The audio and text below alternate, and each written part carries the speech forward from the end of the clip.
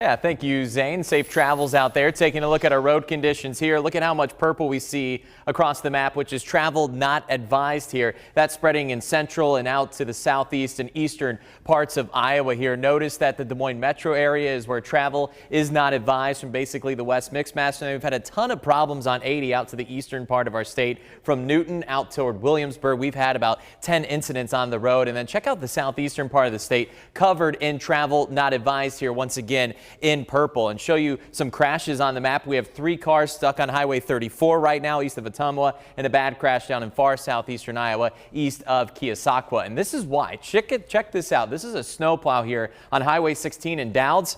What can you see? Really nothing. Whiteout conditions and then just a ton of wintry mix that's on the roads. The piles are out working hard, but this storm is extremely powerful. And you can see I-35 at Northeast 36th Street in Ankeny with that snow blowing and very little room to work with on the roads. That is clear. 3580 at Douglas. If you're going west here, so technically 35 south, and you're trying to get off on Douglas, partially blocked exit ramp due to that semi-truck that's off to the side of the road. Seen a number of semi-trucks have some issues today. Ames seen partially covered roads, so a little bit better up there, but not great. Highway 20 at Fort Dodge, the same situation. So certainly be careful today and keep in mind tow bans across the state of Iowa. Really only 10 to 20 counties don't have tow bans in far northern Iowa. So if you fall off to the side of the road, slip into a ditch, there's no guarantee that you're going to get help. You might be stranded for a while out there, Jody and Laura.